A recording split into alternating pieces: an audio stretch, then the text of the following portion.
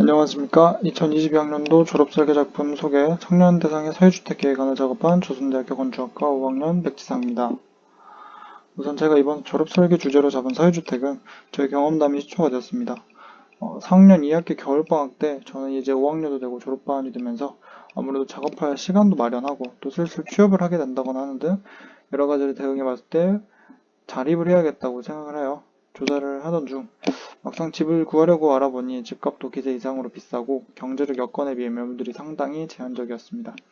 또한 뉴스에서 자주 보던 게 아파트는 여럿 짓고 있지만 막상 청년들이 입주할 아파트는 없다는 등의 보도를 통해 청년들이 주택난을 겪고 있다는 점을 눈여겨보았습니다. 그래서 담당 교수님과 학기 초에 다양한 이야기를 나눠보면서 이번 졸업 설계 주제로 이러한 청년들을 위한 주택을 해보자 라고 결정했습니다. 여러 청년들을 위한 주택의 유형들을 찾아보던 중 서울시에서 2010년대 중반부터 실시하고 있던 사회주택이라는 개념을 조사해 보았습니다. 해외 복지국가, 예를 들어 덴마크나 프랑스, 영국, 네덜란드와 같은 곳에서는 이러한 사회주택 시스템을 통해 제가 직면했던 그런 문제점들을 상당 부분 해소하고 있었습니다.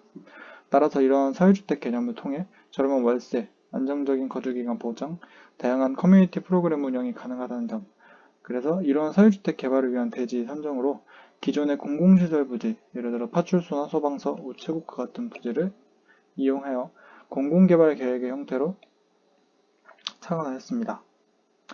보시는 화면은 계획 단계에서 체크해봐야 할 항목들을 이미지 레퍼런스와 함께 정리해 보았습니다. 대지는 물론 이론상 공공기관에 해당하는 모든 부지가 가능하지만 그 중에서 기준에 적합한 부지 3곳을 임의로 선정했습니다. 각각의 공공시설들의 지역 종류와 최대 건폐의 용적률을 조사하여 가장 합리적인 형태의 사회주택을 계획하고자 하였습니다. 토지 초기 디자인 계획도입니다.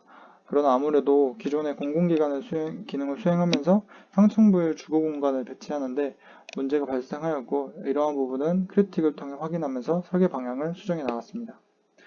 따라서 이와 같이 최종적으로 정해진 디자인 계획도입니다. 다음은 개발에 따른 경제성 효용성 지표입니다. 기존의 대규모 아파트식 집중개발에 비해 임의의 부지 3곳의 형태처럼 분산개발에 따른 가격, 기능적, 인프라 및 교통에 관한 이점을 볼 수 있으며 오른쪽의 다이어그램에서 이와 같이 확인할 수 있었습니다. 작업한 진행에 따라 패널 제작을 위한 레퍼런스로 조사한 예시 패널입니다.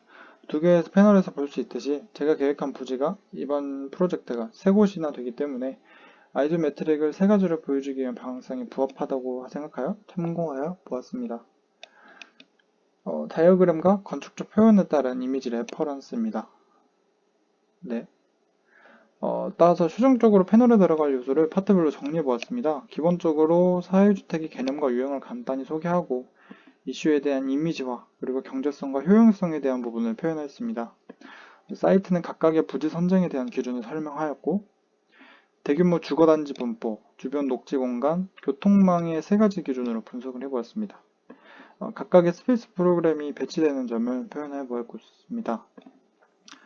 디자인 프로세스는 매스 형태에서부터 디자인 과정에 대한 발전 과정을 설명하였고 아이소메트릭을 통해 주거 유닛 배치와 전체적인 층의 배치 모습을 살펴볼 수 있었습니다. 단면과 인면의 표현 모습입니다. 따라서 모든 것을 전체적으로 패널의 모습을 확인할 수 있습니다. 평면은 다음과 같이 3가지로 구성할 수 있었습니다. 본모형입니다. 본모형 같은 경우에는 라이싱지와 얇은 월러두드를 이용하여 제작하였습니다. 감사합니다.